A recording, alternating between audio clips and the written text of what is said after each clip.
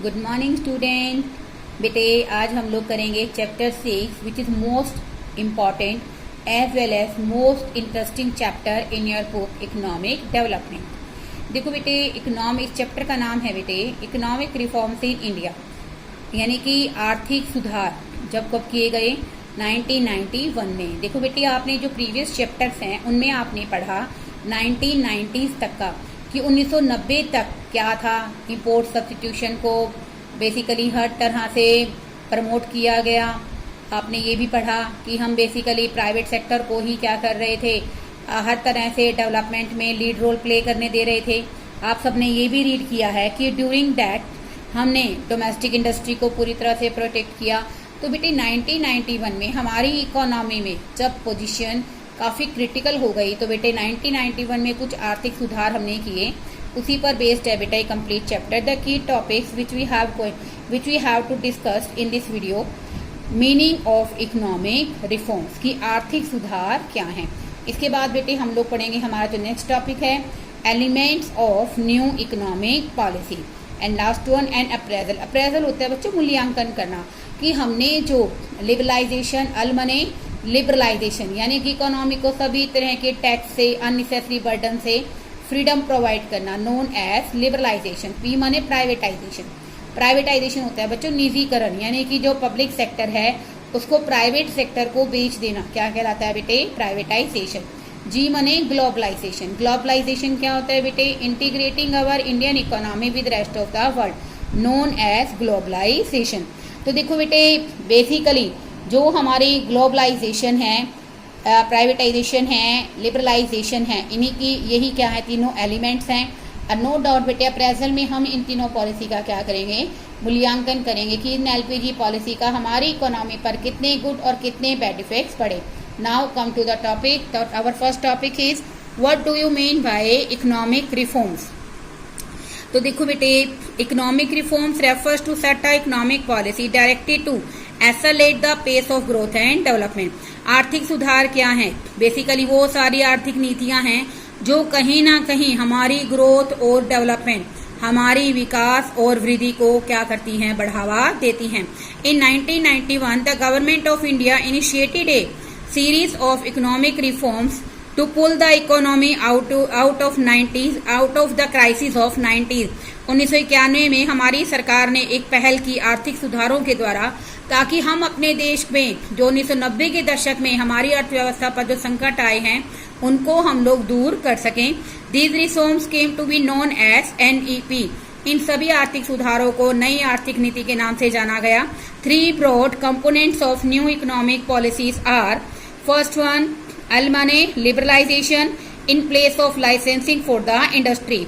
यानी कि लिबरलाइजेशन का मतलब क्या है, इकोनॉमी को जो अननेसेसरी टैक्सेस ड्यूटीज हमने लगा रखी हैं उससे इकोनॉमी को फ्रीडम करना, यानी कि मुक्त करना और उसको क्या करना हर तरह से competitive banana. Second one the policy of privatisation. जो हमारी पॉलिसी है बच्चों प्राइवेटाइजेशन की वो किसके स्थान पर बनाई, क्यों मैंने कोटा जो हम लोग डिसाइड करते थे कि एक प्राइवेट सेक्टर इतना प्रोडक्शन कर सकता है इतना प्रोडक्शन नहीं कर सकता है, तो उसके स्थान पर बेटे हमने किसको फॉलो किया प्राइवेटाइजेशन। और last next one the policy of globalisation. Globalisation ने किसको रिप्लेस किया, पी माने परमिट किसके लिए एक्सपोर्ट और इम्पोर्ट के लिए। तो in short we can say that the old economic policy was L मैंने लाइसेंसिंग, जिसको हमने कन्वर्ट कर दिया न्यू इकोनॉमिक पॉलिसी के लिबरलाइजेशन से। और सेकेंड क्यों मैंने कोटा को रिप्लेस कर दिया गया प्राइवेटाइजेशन से। और यहाँ पर बेटे जो हमारा पी है, पी माने permit for export and import which is also exchange which is also replace by the globalisation. It means in short LQP was replaced in the policy LPG. Thus LPG was set to replace LQP in 1991। LPG ने क्या किया, जो हमारी नई policy है new economic reforms है उसने LQP यानी कि लाइसेंसिंग, कोटा और परमिट को 1991 के अंदर पूरी तरह से रिप्लेस कर दिया। नेक्स्ट पेज के अंदर बेटे हम लोग करेंगे elements of new economic policy. First one liberalisation, privatisation and globalisation. In this video, I am just going to discuss liberalization कि liberalization माने उदारीकरण का क्या अर्थ है. Liberalization of the economy, freedom of producing units from the direct or physical control imposed by the government. Liberalization का अर्थ क्या है? अर्थव्यवस्था के उदारीकरण का अर्थ क्या है कि जो हमारी प्रोडक्शन यूनिट है, उत्पादन इकाइयां हैं, उनको बेसिकली जो हमारे प्रोडक्शन यूनिट्स का मतलब क्या है, उत्पादन संस्थान है, उन पर बेटे जो बेसिकली फिजिकल कंट्रोल हमारी गवर्नमेंट ने टैक्स के रूप में डायरेक्टली लगा रखे हैं, उन सब से हमारी अर्थव्यवस्था को मुक्त करना क्या कहलाता है? उदारीकरण. देखो बेटे, लिबरलाइजेशन का मीनिंग यहाँ पर क्या है? Freedom of the producing units from direct और फिजिकल कंट्रोल. हमारी जो प्रोड्यूसिंग यूनिट्स हैं उनको प्रत्यक्ष रूप से और फिजिकल रूप से जो कंट्रोल्स लगाए हैं, उन सभी कंट्रोल से हमारी अर्थव्यवस्था की मुक्ति कराना क्या कहलाता है? लिबरलाइजेशन कहलाता है. And following are some notable observation in this regard. First one, prior to 1991, government had imposed several types of controls on private enterprises in domestic economy. 1991 से पहले जो हमारी गवर्नमेंट थी बेटे, उसने बहुत सारे तरह के कंट्रोल्स प्राइवेट सेक्टर पर लगा रखे थे. दीज इंक्लूड इंडस्ट्रियल लाइसेंसिंग, जिसके अंदर क्या था बच्चों?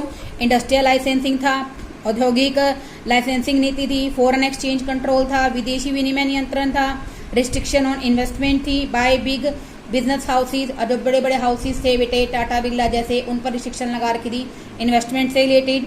तो बेटे ये भी क्या है? अननेसेसरी कंट्रोल का पार्ट है. Second one, it was experienced by the government that several shortcomings had emerge. जो बेसिकली जो शॉर्टकमिंग्स होता है बेटे, यहाँ पर कमियां आ जाने का अर्थ यहाँ पर क्या है बेटे? कि जो बेसिकली सेवरल शॉर्टकमिंग्स का बेटे यहाँ पर अर्थ क्या है? कि जो कमियां हमारी किसके कारण आ गई थी, गवर्नमेंट ने महसूस की थी, किसके कारण की थी? Had emerge in the economy on account of this control.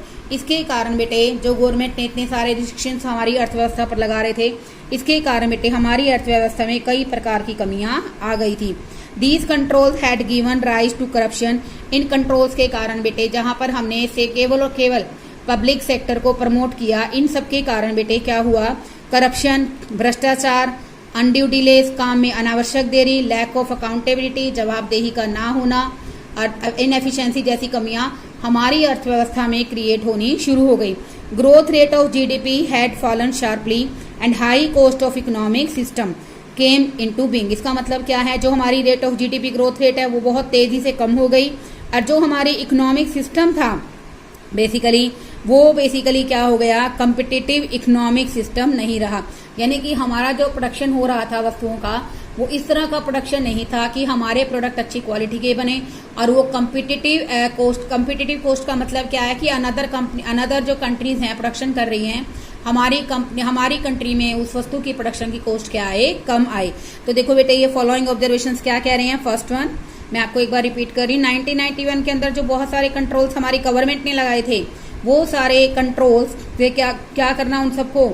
हमारे कौन कौन से कंट्रोल थे? इंडस्ट्रियल लाइसेंसिंग और price control, foreign exchange control, ठीक है ना, और restrictions on investment by the big houses. इन सबको पूरी तरह से हमारी इकोनॉमी पर अप्लाई कर दिया गया था. Second one, it was experience, हमारी गवर्नमेंट ने महसूस किया, सेवरल शॉर्टकमिंग्स हैड इमर्ज, बहुत सारी कमियां हमारी अर्थव्यवस्था में आ गई हैं इन सभी कंट्रोल्स के कारण. These controls had given a corruption, undue delays and inefficiency, और इसके कारण बेटे हमारी अर्थव्यवस्था में भ्रष्टाचार, अनावश्यक देरी, काम में अकुशलता जैसी समस्याएं पैदा हो गई. ग्रोथ रेट बेटे हमारी जीडीपी की काफी कम हो गई, और जो हमारी इकोनॉमी का सिस्टम है हाई कॉस्ट इकोनॉमिक सिस्टम बन गया. In view of this fact, liberalization of the economy was considered as a key component of NEP. इसलिए बेटे जो उदारीकरण है उसको बेसिकली हमारा न्यू इकोनॉमिक पॉलिसी का एक मुख्य एलिमेंट माना गया.